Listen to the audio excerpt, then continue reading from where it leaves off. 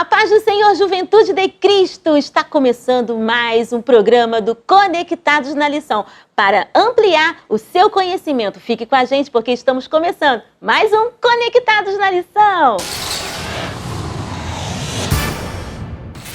Muito bem, estamos de volta para mais um Conectados na Lição, estudando na revista Conectar Mais Jovem o tema Os Evangelhos, a representação de Jesus em 4 dimensões. E hoje nós vamos para a lição número 2, Panorama dos Sinóticos. E eu já quero fazer a primeira pergunta ao nosso comentarista da lição, que está lá em Brasília. Alô, pastor César Rosa de Melo. Quais são os objetivos de Mateus ao escrever o seu evangelho? Seja bem-vindo, pastor. A paz do Senhor, nação Madureira. A paz do Senhor, Tianinha. A paz do Senhor, Juliana Nascimento. A paz do Senhor a todos os conectados na lição. E respondendo à pergunta, quando nós olhamos o objetivo de Mateus ao escrever o seu evangelho, percebemos que, como ele estava escrevendo para os judeus, obviamente Mateus ele quer mostrar que Jesus é o cumprimento cabal de todas as profecias veterotestamentárias. Por isso, quando Mateus propõe em escrever o evangelho, Mateus tenta linkar o máximo possível com o Antigo Testamento.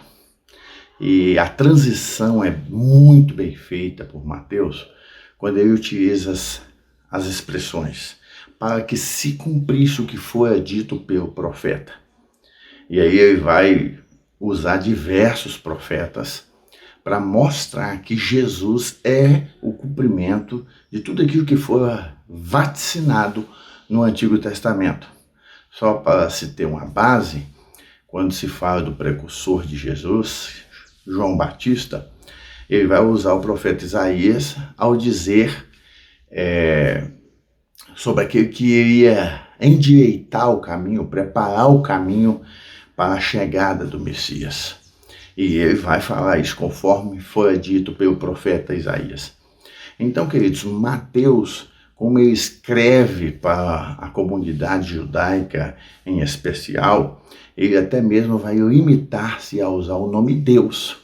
Tanto é que a expressão reino dos céus é muito mais comum em Mateus do que nos demais sinóticos. Nos sinóticos como Marcos e Lucas, a expressão vai ser reino de Deus, enquanto Mateus vai dizer reino dos céus, devido a todo o temor que envolve no uso com frequência do nome Deus. Então Mateus ele visa isso. Olha, este Jesus que está habitando com o homem, este Jesus que está habitando conosco, este Jesus, ele é cumprimento das profecias do Antigo Testamento. Quem é ele? Ele é o Messias, ele é o prometido de Deus para a humanidade. Quem é Jesus? O Cordeiro que foi morto desde a fundação do mundo. Quem é Jesus? O enviado de Deus. Quem é Jesus? É o Emanuel, é o Deus conosco. Quem é Jesus? É aquele que viria para perdoar o povo dos seus pecados. A genealogia de Jesus que Mateus narra é muito interessante. E principalmente porque ela vai falar de 3 mulheres que, na realidade, essas 3 mulheres, elas estiveram em momentos distintos da história. E ali mesmo já percebemos que o ministério de Jesus seria um resgate à mulher, bem como a graça de Deus. Porque as 3 mulheres que aparecem na genealogia é Raabe, a prostituta, que acreditou na mensagem daqueles espias e foi salva porque colocou o símbolo da escarlate na porta. A outra foi Betseba, e a outra foi Ruth. Betseba, todo mundo sabe, e através dela continuou-se o fio da genealogia davídica, mostrando, queridos, que a graça de Deus suplanta qualquer pecado. E Mateus veio mostrar isso. O Messias não veio apenas para reinar fisicamente falando. O Messias veio para transformar corações, mudar paradigmas, instaurar o grande amor de Deus nesta terra. Ok, e a segunda pergunta, pastor César Rosa de Mello. Na visão de Marcos, qual a implicação de Jesus como servo? Quando nós olhamos para a tônica de Marcos, percebemos que a tônica é diferente. Porque Marcos ele quer mostrar Jesus como um servo sofredor. O Ebed Yavé, essa expressão Ebed Yavé do hebraico, fala justamente deste Jesus, e foi profetizado por Isaías, normalmente no capítulo 40, 42. E é interessante porque a proposta marquiana, por assim dizer, é mostrar esse Jesus que está ali para servir, este Jesus que está ali acessível àqueles que precisam dele. Tanto é que em 16 capítulos, Marcos relata quase 20 milagres. Ou seja, o Jesus que está sempre disposto a ajudar o ser humano nas suas necessidades. Uma das expressões chaves que encontramos nesse evangelho é a expressão imediatamente. Ou seja, o Jesus que está ativo na história, fazendo as coisas acontecerem.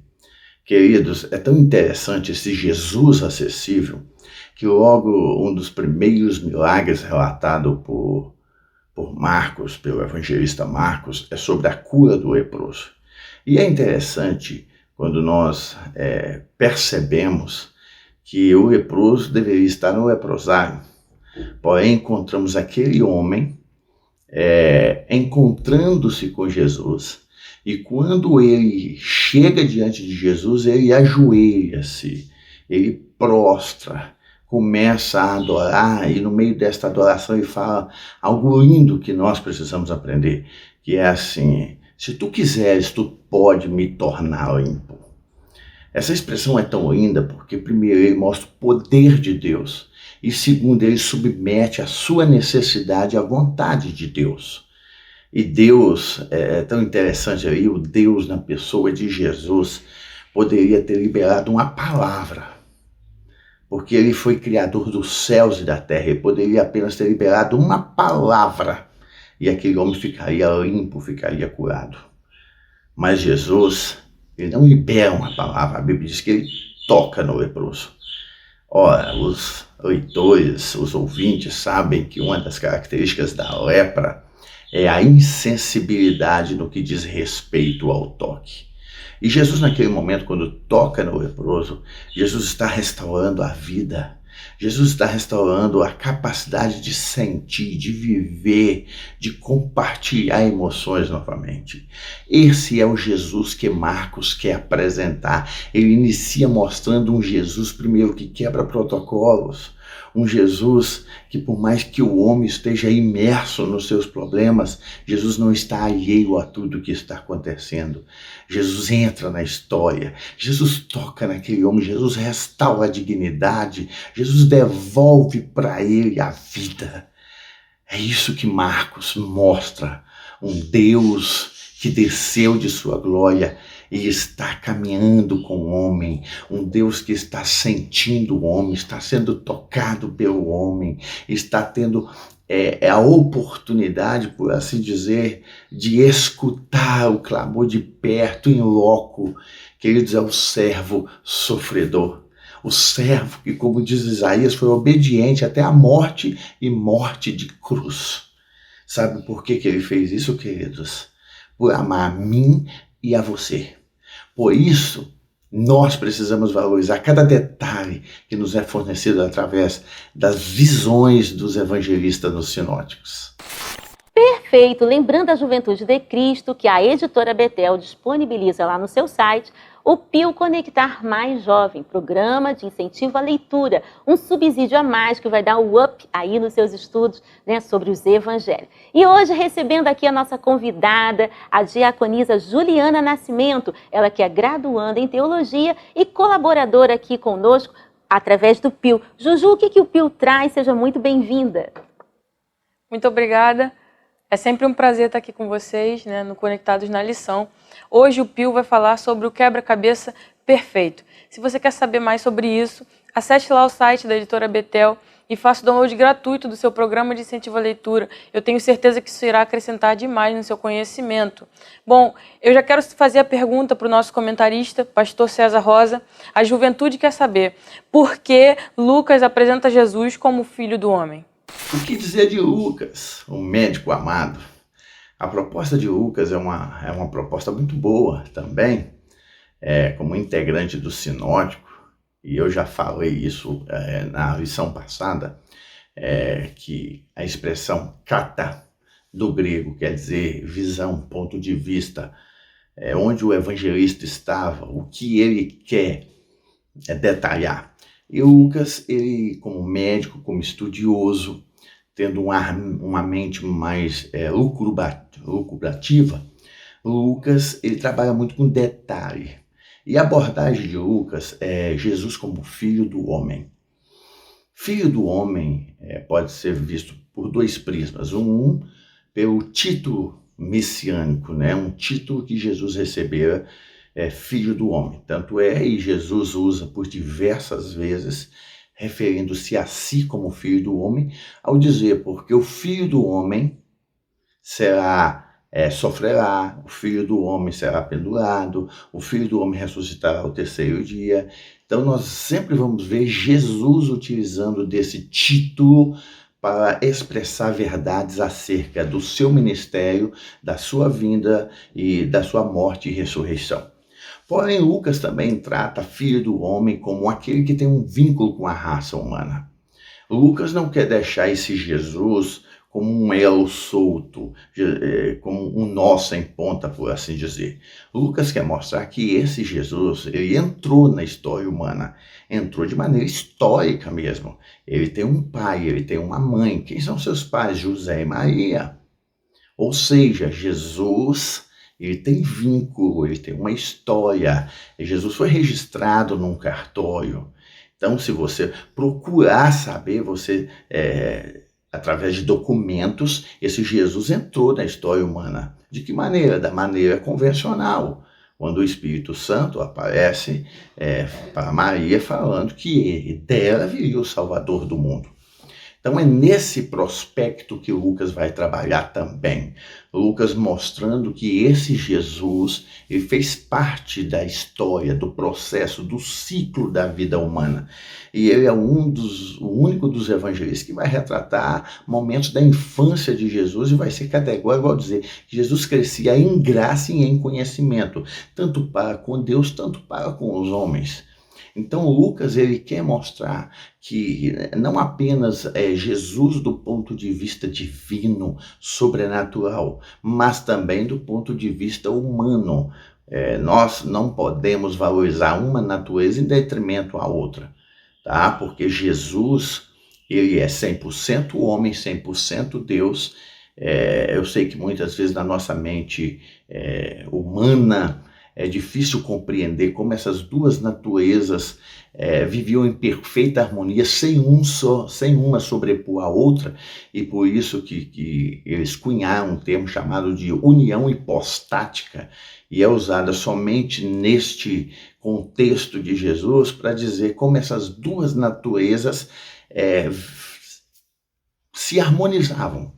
Ok? Jesus, em todo instante da sua história, ele é homem e ele é Deus. Este é um dos mistérios, queridos, assim como Trindade, assim como livre-arbítrio e predestinação, são doutrinas que não dá para você aprofundar, porque a nossa mente é finita, é limitada, né? Vimos de uma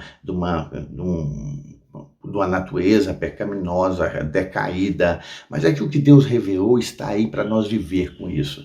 Então, o que você precisa entender é que Jesus se tornou carne como eu e você. Sabe o que isso significa, queridos? Que ele não está alheio ao que eu sinto. Ele não está alheio ao que você sente. Todo este momento de choro, de lágrimas, ele passou. Então, essa é a nossa esperança. O nosso Deus, Ele não é Deus distante, Ele é Deus perto. Ele é Deus que sente. Ele é Deus que fala. Portanto, não perca esta oportunidade de saber que o teu Deus te ama tanto, tanto, que um dia Ele decidiu ser um de nós, para que nós fôssemos como Ele é. Deus abençoe a todos. Uau! Conectou? Lembrando a Juventude de Cristo que a editora Betel tem um plantão comercial prontinho para atendê-los. Isso mesmo, queridos. Entre em contato e peça já o livro subsídio do trimestre, O Mistério dos Evangelhos. Você vai saber tudo sobre Jesus, como rei, como servo, como sacerdote. Bem, um livro maravilhoso que vai ampliar o conhecimento e os estudos aí da Palavra de Deus. Temos ainda a Bíblia Jovem, Bíblia do Culto Jovem, com design arrojado, harpa cristã, Palavra de Jesus em vermelho, tudo para a edificação da Juventude de Cristo. Gente, nós vamos ficando por aqui. Quero agradecer a Deus por essa oportunidade, agradecer a nossa querida convidada Juliana Nascimento, ao pastor César Rosa, diretamente de Brasília, e a você que esteve conosco. Deus abençoe e até o próximo Conectados na Lição.